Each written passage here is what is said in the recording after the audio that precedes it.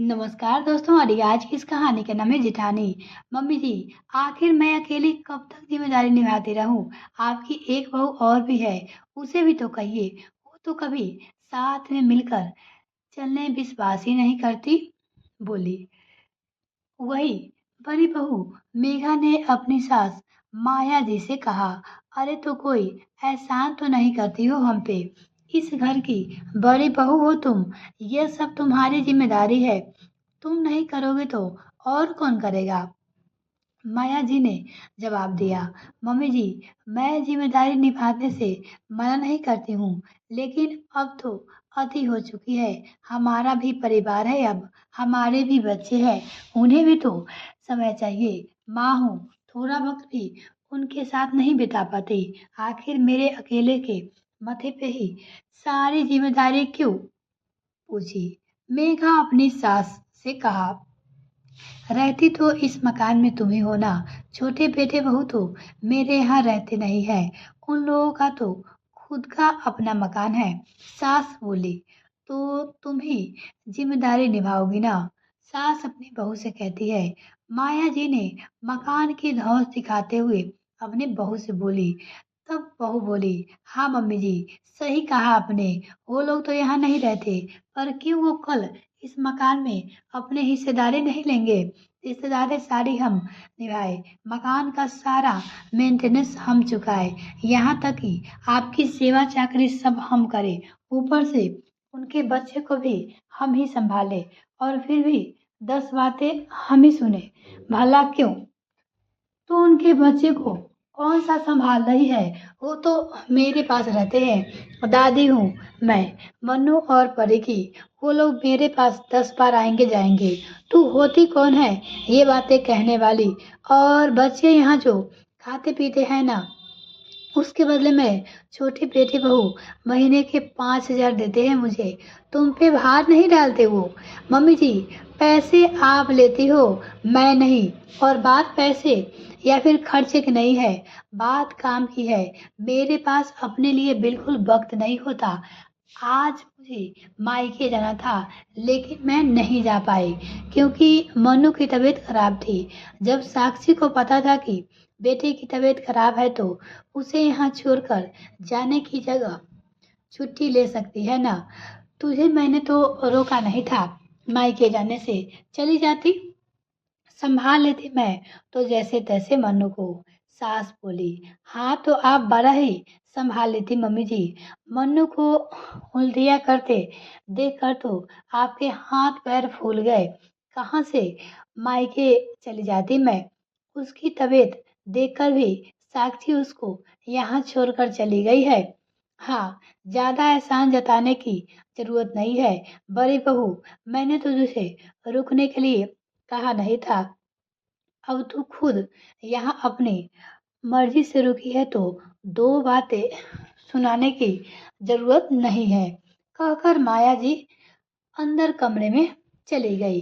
मेघा वापस अपना सिर पकड़कर बैठ गई। पता नहीं माया जी समझने के नाम ही नहीं लेती।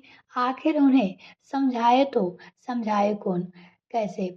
उसे समझ नहीं आ रहा था। देवर देवरानी के दो जुड़वे बच्चे थे, मन्नू और परी। दोनों भी 5 साल के थे। देवरानी भी जॉब करती थी, हालांकि वो एक टीचर थी। उसके आने से पहले ही बच्चे स्कूल से आ जाते थे, इसलिए ऑटो उन्हें उनके घर छोड़ने की जगह यहाँ माया जी के पास छोड़ जाता था।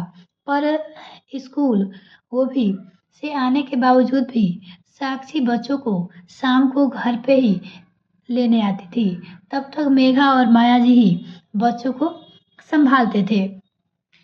मेघा ने एक दो बार कहा भी था कि साक्षी कोई ना कोई बहाना बना देती, और फिर जब माया जी को पता चलता तो वो मेघा को सुनाती थी।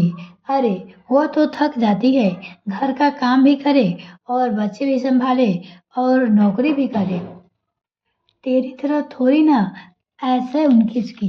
सास बोली। लेकिन जब कुछ रिश्तेदारों से मेघा ने एक ही बात को बार बार सुना, तब से उसका मन खराब हो गया। साक्षी सबसे कहती फिरती, वो तो पैसे देती है, तब जाकर जेठानी उसके बच्चों को संभालती है, वरना आज के ज़माने में कौन देवरानी के बच्चे की संभालता है। बस तब से मेघा कई बार माया जी से कह चुकी है, पर माया जी तो सुनने का नाम ही नहीं लेती। वो नहीं सुनती। अरे लोगों का क्या है, वो तो रिश्ते तोड़ने में ही लगे होते हैं, और तुझे कौन सा संभालना है बच्चों को। मेरे पास रहते हैं। जबकि सच यह है कि बच्चे मेघा ही संभालती है। माया जी तो हर महीने अपने छोटे बेटे बहू से 5,000 लेकर अपने पास रख लेती है। आज मन्नू की तबीयत खराब थी, लेकिन उसके बावजूद भी साक्षी उसकी छुट्टी कराकर उसे यहाँ छोड़ गई।